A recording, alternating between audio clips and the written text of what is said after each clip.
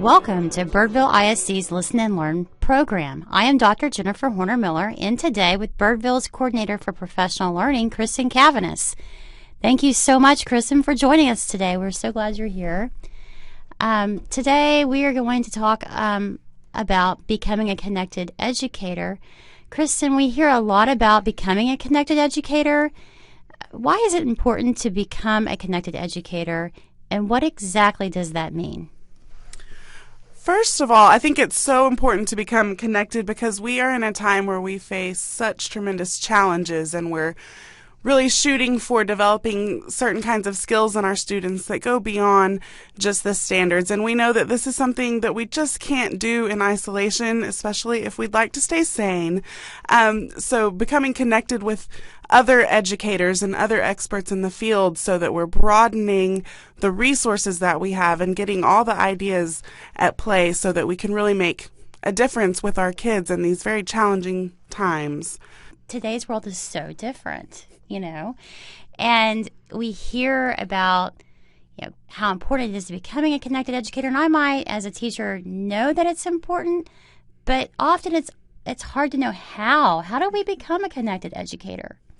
I think the first most important step is really you have to embrace the growth mindset. First, you have to really acknowledge that there are things that maybe I need to learn, and not just because someone else is telling me that I need to, but I'm embracing and owning this mission to become better and better at my craft every day. So that would lead you to opening yourself up to being transparent. I think that's really the first step to becoming a truly connected educator is I want to learn more. I want feedback and input from others outside of my own mind because I see that it's important that I continue to learn and grow.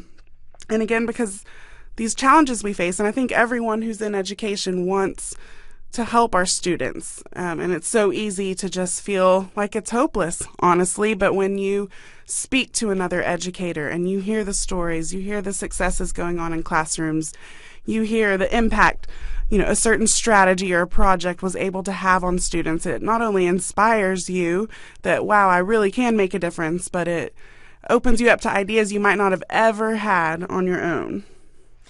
It's also, I think, to take it a little bit further, maybe great for our students because when we become connected, they become connected. Is that right, Kristen? I think so, and I think that's really the crux of this whole thing is we're not just trying to create students who can pass tests, we're actually trying to equip our students with the skills so that they can be connected into their society, so that they can see the connections of whatever it is that they're learning to other things that they've learned and to real things happening in the world.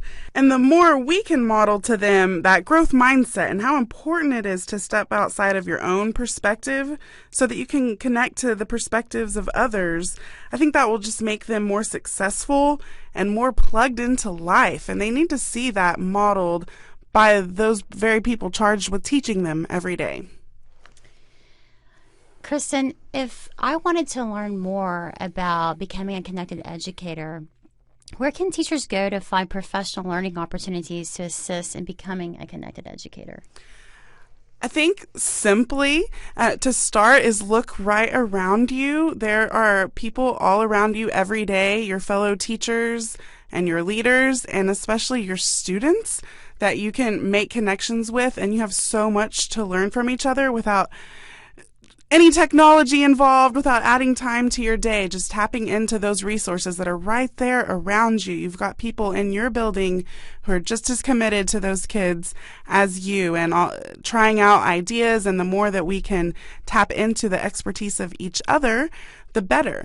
And then to extend that outside of the walls of your campus, I think in Birdville ISD, the first place I recommend starting is joining in the digital learning Twitter chats and the different blogs that are going on. It is just such an experience for me every single time. I learn something every time I join in a Twitter chat, and you start to find people that I never knew. Maybe a certain teacher or a librarian out there had some expertise in an area that now I know, so I can make connections with that person on that front. So I think our digital learning resources are really the best and one of the first places I would recommend that you start. And then to even take it outside of Birdville, Twitter is my favorite place to make connections with other educators. It's so easy to follow along and add your input and get really quality resources from people all across the world through Twitter and other kinds of social media platforms. I think another, I could go on and on, but I'll just give one more example of a really good and easy way to start making connections is through professional organizations. No matter what our job role, there's an organization out there for us where we can make connections, especially with people in our local regions or maybe even in our state who are fighting really the same battles that we are, who are shooting for the same kind of vision with our students. And there's just such a wealth of resources out there if we just take a little bit of time to look around us and find those people. Thank you, Kristen. That's great advice. And until next time, stay connected.